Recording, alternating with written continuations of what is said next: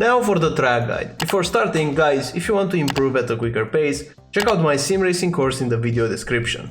Now going into the track guide itself, for turn 1 my reference for braking is the 50-meter board. I plan to brake more likely when this pillar on the left is very close to the 50. I think I braked a bit too early on this lap, but the 50 is gonna be our friend here. And while going into the corner, it's super important to hit the green part of the inside curb.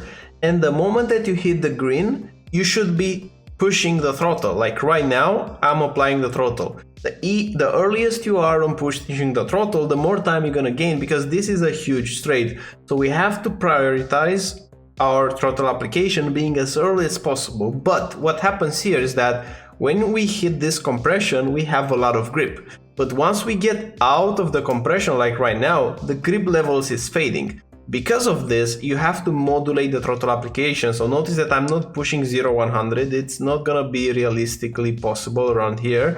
I'm modulating up until the car gets to this point. And at this point in time, I'm trying to straighten up my wheel as quickly as I can. I try to unwind the wheel because if I will continue to push the throttle to 100%, I will have some wheel spin on the rear tires. And if you have some wheel spin here, the rear tires will overheat. And it's the rear tires you need in the first place to have a good traction out of this corner. So to avoid it, you have to be super precise with the moment that you push more for the throttle, at the same time unwinding the steering wheel, because if you will have too much steering wheel input and too much throttle, then the rear wheel will spin and you will lose traction. So I'm trying to unwind the wheels at this point in time. Look, as quickly as I can, the wheel is close to 45 degrees and then I'm 100% throttle using all the space here, and this is how you take turn 1. You can brake slightly later than what I did and it's gonna be fine. I did had like 1/10 quicker lap time in turn 1 whenever I brake later, but it was not in this lap. This lap is a bit scuffed, not perfect everywhere, a lot of little mistakes here and there, but I didn't have enough time to do like a proper push. I believe it's gonna be possible to shave a couple of tenths more. But arriving here in Lecombe, my reference for braking is just after the beginning of the curb here on the left side. I plan to use all this curb. I'm braking hard initially, then I'm going into second gear and I'm cutting all the way to the sand here. Super important to use all the way this curb.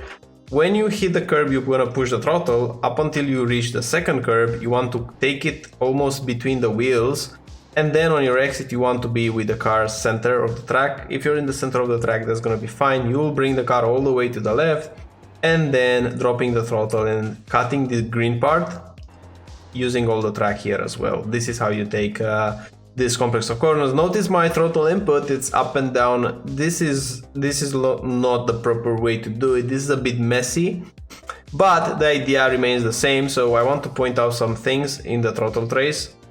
First of all, this drop here, you need this drop to make the front tires point. Then you will pick up the throttle again, and it's important to reach 100% throttle before you turn into this corner right here, because when you're dropping the throttle from 100 to whatever percent, like 36 right now, the energy that you put into the front end of the car, dropping it from 100 to 36, it's obviously gonna be bigger than if you drop it from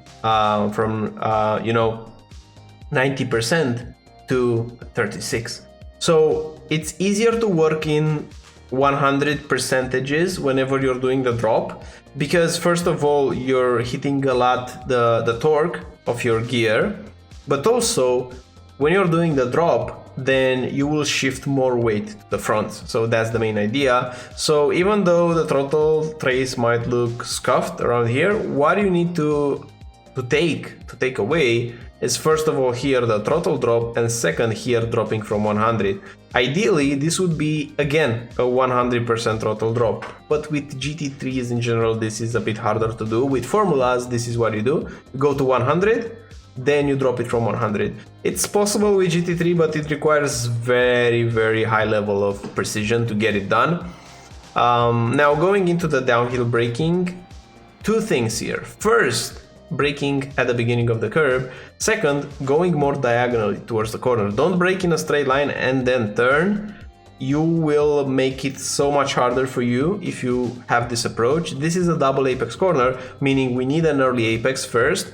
So I'm going diagonally, I'm apexing before the green part of the curve right here, and still going into the trails. You need to trail brake a lot here. So notice I'm still braking, still on the brake, 7%, 9, 10, 7, and then picking up the throttle again where the second green ends right here. So notice the brake shape, it's hard initially, then dropping, still maintaining up until we get to our second apex and then pushing the throttle. What we have to do is avoid hitting the white line or the curb on the left side. We won't have enough time to reposition for the next corner and we will lose time if we're too greedy.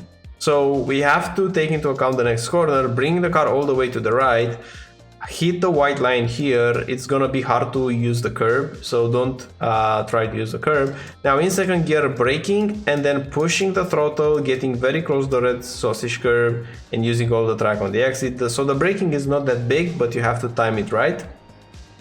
Now going into Puon right now, use all the curb for braking. Now the reference for braking is gonna be the middle of the curb. That is what I'm using. So I'm trying to in a way measure the curb while going over it, and this is like the middle part. I'm braking, not braking very hard, 40% or so, downshifting to third, and now pushing the throttle confidently. Small lift if you need it, ideally no lift, and then apex again. So you can think of this as a double apex corner as well.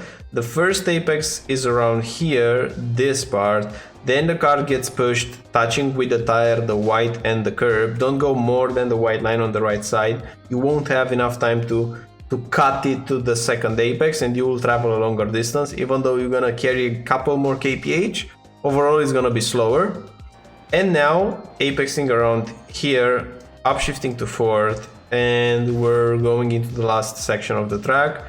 Braking point is beginning of the curb. Use all the curb while going into the corner, and in third gear you just want to trail brake longer than you think. This is a long corner, and because of that, look, I'm still on the brakes, I'm going around this curb up until now at the middle of the green part where I'm pushing the throttle and I'm cutting the curb. I'm going over the curb because I want to be on exit here very close to the white line to prepare this corner right here.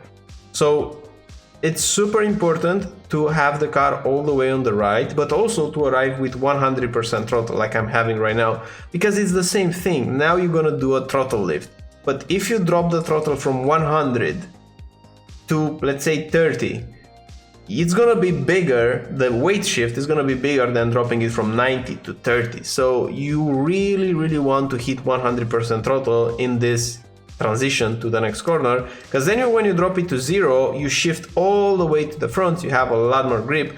Then using this curb to hook the car again nicely. And for this corner, this is super important. This leads to, again, a big straight.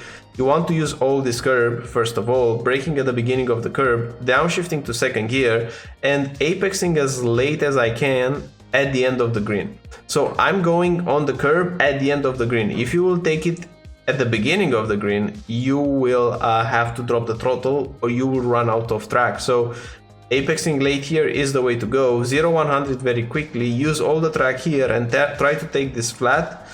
I had a small correction here, but keeping the throttle flat is key in this section of the track. And now we're just going into the last part. In this corner, just a small detail, because it can make, you can lose like 0.05 here. You need a late apex. If you will apex at the beginning of this orange and red curve, you will lose time because the car will travel a bit more on the right here.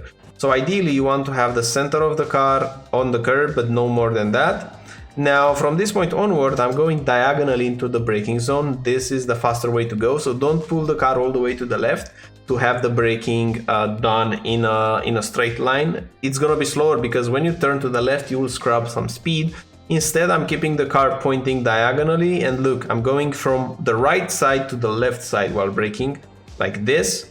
This will will gain you time because you'll travel a shorter distance. You will shorten the distance, using this curb to open up the track as much as I can in first gear, taking a late apex, having the car as close as I can on the right side. You can't go very close, but you have to prepare this corner. This is the corner that matters. And now, again, around 64, I'm dropping the brake, I'm dropping the throttle, I'm applying a bit of the brakes, and now pushing the throttle again. And that's a lap around Spa. So I hope you have a great week ahead. If you want to improve at a quicker pace, again, check out the course. And I'll see you in the next one.